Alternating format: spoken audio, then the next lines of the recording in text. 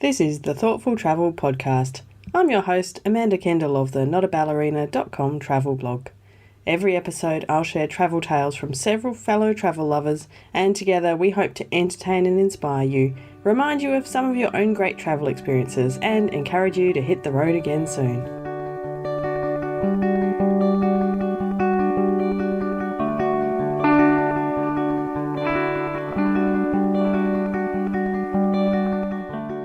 Hello and welcome to episode 52 of the Thoughtful Travel Podcast. Today we're getting thoughtful about being creative, and this episode's titled How Travel Sparks Creativity. Now, I've often been amazed at how kind of creative and inspired I feel while I'm traveling. That might be in all kinds of ways, like creative with lots of ideas for stories I want to write, or inspired about new ways to kind of change my life, or business ideas, all kinds of creativity. And I did figure after a while that I probably wasn't alone, and it does turn out that many travellers feel the same way. So today I'm talking with three particularly creative people I admire about how they feel travelling affects their creativity. And if you are feeling a little creative too, then listen on, because at the end of the episode, I'm going to tell you about a special giveaway I've got happening. Now, my first guest today is Brooke McAlary from the Slow Home podcast, and she has some particularly interesting rituals around being creative when she travels, something that I'm actually going to adopt in the future. I love Brooke's ideas. There's something that happens to me once I get on a plane or even on a train or in a car, and it doesn't have to be like an overseas trip. I don't know if it's the releasing of the bonds of normal life, or the pressures, or the emails, or the notifications, or the social commitments. I don't know what it is, but when I get on the road in some capacity, I start to feel this creative flow that isn't always there, and it happens regularly enough for me to know that it's not a coincidence. Like, I'm not making this connection up. And I think part of it is just time. Honestly, it's time that I don't necessarily have in day-to-day life to just sit and let a thought kind of come to life.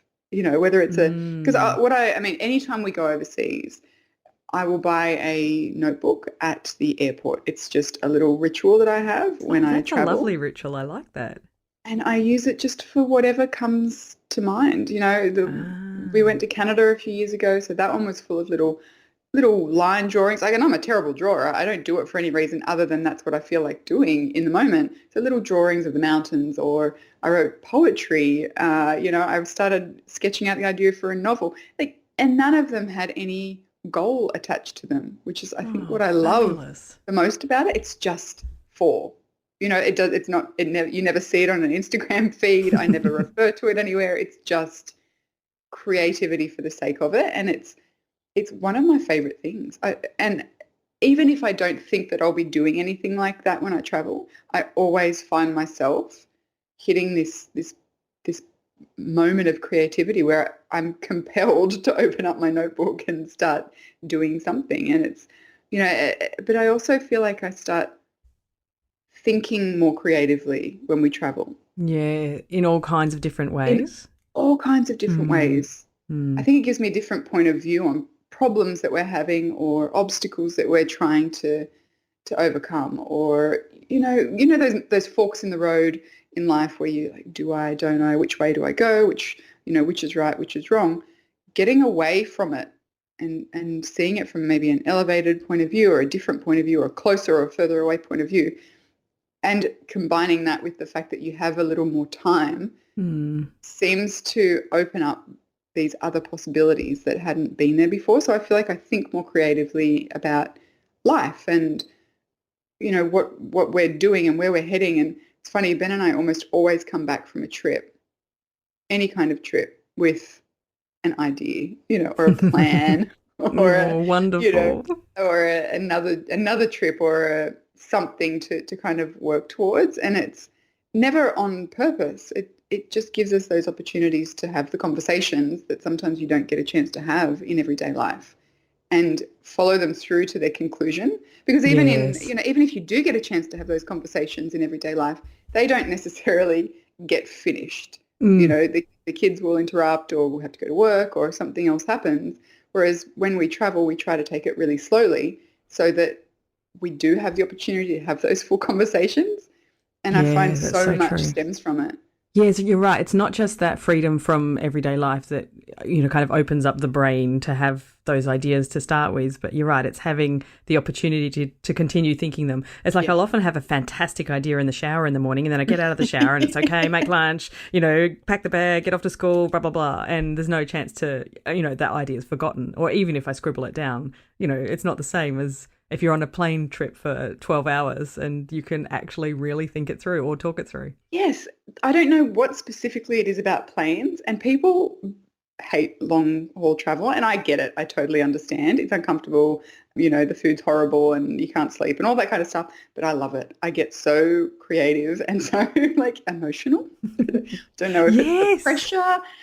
If I'm watching a movie, I will bawl my eyes out in a movie on a plane that I wouldn't normally be affected by. And similarly, I'll be overcome with all these emotions and I'll start writing and just, creating worlds and all these things. I don't That's necessarily fascinating. understand why. Does it happen like on a long train journey or something? Does that have the same Yep, effect? it does. It Interesting. does. So it's So that if kind of long ever, captive time where you can't do much else. You're just sort of with exactly. yourself. Yes. Yeah. And I think that's actually, I'm someone who I really do enjoy that time spent alone and with a couple of young kids and, we run a business and all that kind of stuff. Like life's full. Sometimes you don't get those long chunks of time to yourself where you think your best thoughts. And I think Yes. being kind of held captive in a train or a plane, you really do get that opportunity, particularly if you're with your family, but they're all watching a movie as well. So, you kind of get that, the opportunity to really roll around in those thoughts. So Brooke's ritual of buying a brand new notebook at the airport is a little bit exciting because I've never tried that before. I usually tend to travel with a new notebook, but I always get it somewhere else. And I don't know what it is about the idea of just getting it at the airport that really thrills me. I've never even seen notebooks at the airport. Obviously, they're there, or Brooke wouldn't have said this, right, Brooke? So it's going to be something I try on my very next trip. I'm also curious about, Brooke and I mentioned that we tend to get extra emotional on a plane or a long train trip. That's certainly true of me, and I've always kind of assumed it's connected to feeling, I don't know, kind of overwhelmed and anxious by this long plane trip. I don't feel that way on train trips though, but I do seem to have that extra emotion stuff happening as well. What's that all about? I don't know. If you experience that as well, please let me know so we can figure out what's going on. Now, my second guest today is Australian novelist Sarah Ridout, and she's connected to this special giveaway I'm going to tell you more about at the end. That just is there to give you a little clue. Now, Sarah is extremely well-travelled and extremely creative, so she has some really interesting stuff to say about how travel sparks your creativity. I think probably the biggest thing about travel and creativity is you're removed from the everyday and it liberates you, I think, from if you've got more free time and everything, you're more relaxed, you're more open and you're on holiday. More experimental, but I think it also probably liberates your subconscious mind a little bit. Like the areas that in the day-to-day life you're focusing on getting the kids to school or making sure they're enrolled for singing lessons or swimming or whatever. All of those sort of things, the library books are returned or you've been to see the accountant or something. All of those boring things. That they're just removed from you. They're just pushed out of your mind by the experience of traveling and then being on holiday, and it allows you, I think, to develop new narratives and to new memories and things, and also imagine things. So true. Yes, you're right. It's if you step on a plane or hop in a car and go on a long drive, then you no longer have any use to think of these mundane, ordinary things because you can't do anything about them while you're not at home. And you're right. That frees up this whole, probably a large chunk of your brain to do something else. Yeah, especially if you're a mother and you're your job is really to do all that kind of admin stuff, especially with the children and everything. That's a big part of your everyday life. And if that can be removed, it's quite pleasant. Yes, isn't it? Yeah. Well, I was just thinking almost the reverse of that. It's a bit like being a child. I'm thinking my son, who's 6, doesn't have to worry about all the, what time does school start and what do you have to bring and all of that, et cetera, et cetera. And so he therefore has all this time to be creative, which I'm quite envious of. Yes, and he is very creative. Like, oh, well, maybe we need to swap some of that around. Yes, that's right. It is, it's so liberating, isn't it? Especially, even just things like eating out more and that sort of thing. If you're not having to worry about, oh gosh, it's what are we going to have for dinner, or what are we, all of that sort of stuff. That's other things you can be thinking about something else, something creative. Yeah. And plus all that new input of being in a different place. That's right, and new visual stimulus and the food and the smells and the languages, and it's I think it's really great. And often, if I'm not going on a really long haul sort of thing, I often take charcoal and sketch pads and stuff. I often think it's been a really good holiday if I've actually produced something. I might not ever show anybody, but it just you have enough, if you can relax enough to be able to do that and to look, just kind of have a kind of meditation almost on a landscape or something. I think that's a really good thing to do. Yes, that's right. If you're somewhere that you can find somewhere beautiful and take enough time to sit there and enjoy it, then that's wonderful. Yeah, so this holiday just gone, the summer Australian holidays, we went to Stradbroke Island and also Tasmania, and I took my little pad and everything with me on both of those, and I did actually produce a couple of things. So that was, I thought, oh, well, I must have relaxed. That's good. That's a good barometer, isn't it? So you had that chance to be, had a chance to be creative in a different way even. That's right. Yeah. Yes, because my oldest daughter was in France for 3 weeks. And it was, really, I needed distractions, so I wasn't worrying about her. So I can imagine. Yeah. Oh, that's perfect. Yeah, that's interesting to think. Yeah, so for you, it's creativity is not just as a writer, but even like to sketch for yourself and stuff like that as well. Yeah, I think so. Sometimes I find writing, it's so slow, the whole process, and it can be frustrating. And my background's in PR, which is pretty fast and everything. And I sometimes just think it's nice to create art, even a drawing or a little watercolor or a painting or something, because it's more spontaneous and it's something you can finish. Yes, quickly. Yeah, whereas that makes sense. Takes years. Yes. To actually get it published, to see it come out and everything. Yes, that's not something that happens on a holiday. My very favourite thing that Sarah's ever said, I think, is in this discussion when she said that travel liberates your subconscious mind. And I think that's so accurate, because that really, to me, describes how it's possible for inspiration and creativity to really hit you when you're traveling, because removing yourself from your day-to-day life, where that subconscious mind is always thinking, okay, I've got to do this before school pickup and I mustn't forget to pay the electricity bill and blah, blah, blah, all of this stuff that, is just part of life, but nobody really loves. When you travel, it's possible to really switch that off. I mean, sometimes not entirely, but often, especially if you're on a plane or something, you can't do any of those things while you're on the plane. Even if there's something you need to do later, you just have to forget about it. And I think that she's really onto something there, that there's kind of this whole extra part of your brain ready and open to being creative. And perhaps that's where some of this creativity that's sparked by traveling comes from. I'm also a little bit envious to hear that she's obviously also can sketch and draw and stuff. Sounds like she can, do it. I mean, I can sketch, but I wouldn't show anyone those sketches. Sounds to me like Sarah can. And she can also write really well. I've mentioned her book, Le Chateau, on a recent episode because I just finished reading it. It was so fabulous. But more on that later. My final guest today is another Aussie novelist, Natasha Lester. She, in fact, just has a brand new novel out, which I have also just finished reading. I read it on holidays, the best way to read a book. And it's called Her Mother's Secret. It's historical fiction set mostly in in New York following World War One up to a bit before World War Two. Great stuff, and I'll put a link in the show notes to that because I highly, highly recommend it as a fantastic read. Natasha had some interesting stuff to say about creativity and how she uses travel as part of her creative process.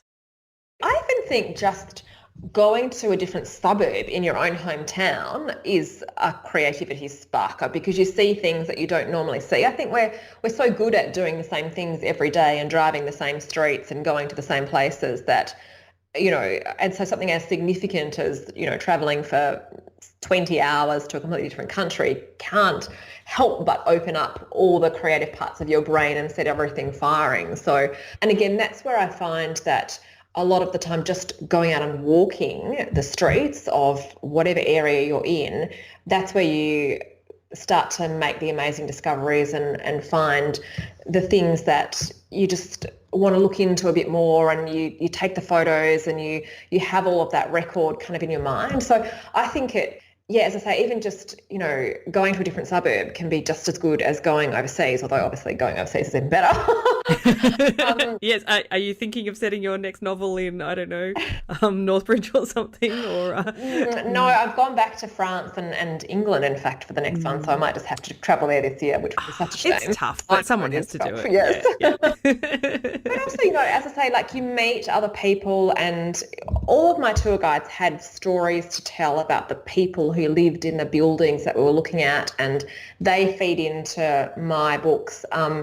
And just being in a different place, you see things in a different way, you're more observant. And I think, particularly as a writer, there's a great quote, I think it's Orson Scott Wells who said it, and he said, most people walk past 1,000 ideas every day, but a writer might notice one of them or something like that. So he's basically saying there are ideas all around us, but the trick is noticing them. And I think you're more attuned to notice them when you're in a different place and you're seeing different things because everything is suddenly new and magical and exciting. Yeah, I think that's right. You get to break away from the regular routines of home. Yes. So your mind is expecting a lot of new things perhaps. Yeah. And so then it's able to process them in a different way. Yeah, that's right. Yeah. I definitely find that I get lots and lots of ideas for not just to write or for anything, all kinds of ideas, new business ideas or new things I want to do when I get home. I always come home feeling like, very creatively refreshed. Yes, definitely. And I think, you have to do that, in whatever you're doing, you have to refill the creative tank every now and again because it can run dry. And I've certainly gone through phases where I felt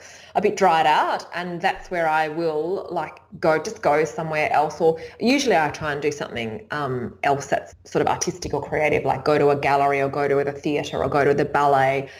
Even like just yesterday I took the kids to see, there's a movie on at the moment called Ballerina, which is set in Paris when the Eiffel Tower was just being built, so it's kind of half constructed. Oh, interesting. Yeah, they recreate Paris amazingly and beautifully, and just in watching this kids movie that you would think like nothing, I've got this idea for a story. So again, going and doing something as simple as that can be a creative inspiration. Yeah. Oh, that's fabulous, isn't it? Do you find that you get overloaded with creativity? Like you're on a trip to research for a particular novel, do you come away with too many ideas, or are you able to kind of focus on the right creativity? Well, because I always write a first draft of the book before I go and do my research, that first draft is almost like my research blueprint. So then when I'm looking at what I need to research, I research to fill in the gaps in that first draft. So that really focuses and narrows in my research efforts so that I'm, I know what I need to find out. I then, it can sometimes take a couple of weeks to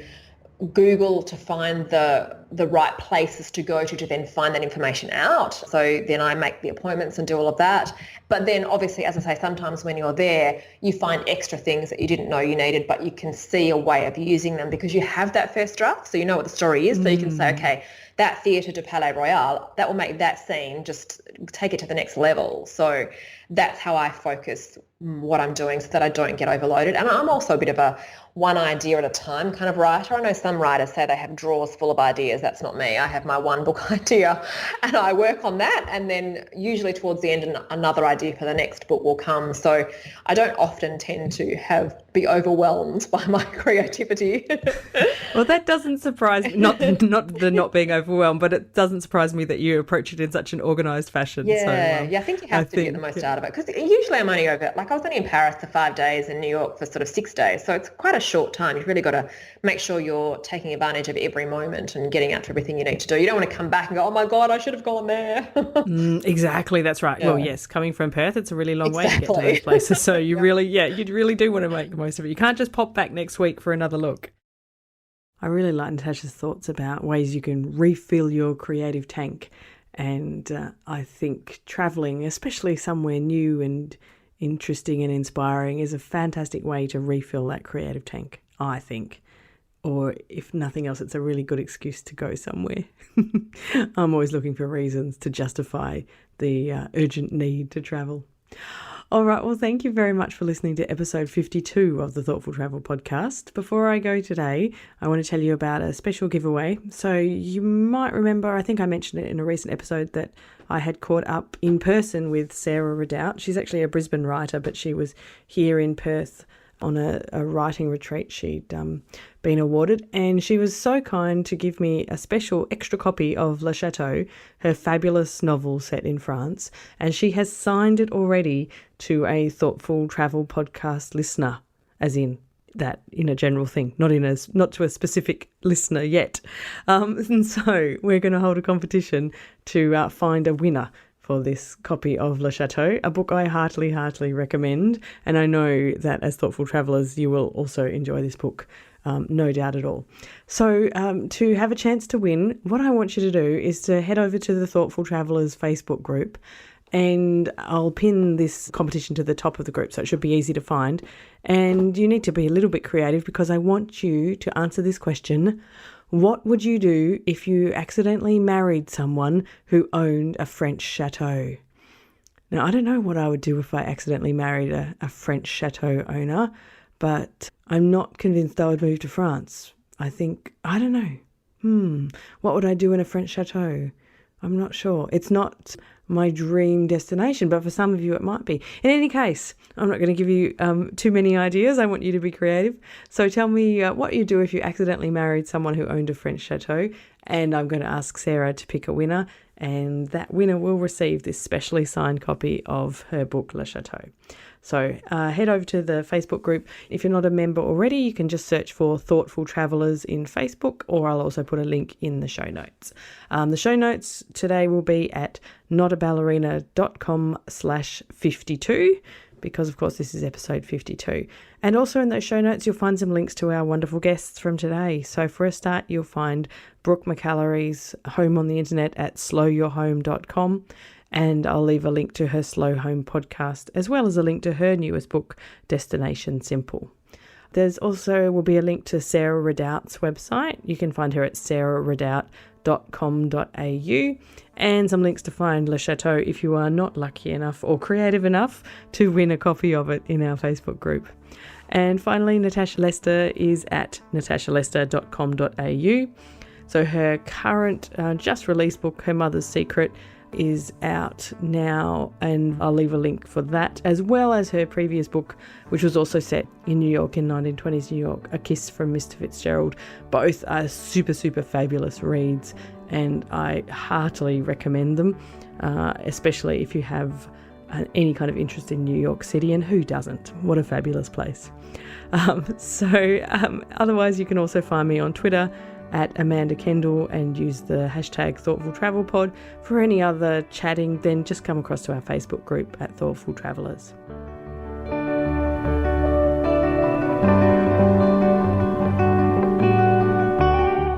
This has been another episode of the Thoughtful Travel Podcast. Show notes and other information are at notaballerina.com/podcast. Join me again soon for another chat about why we travel. Bye for now.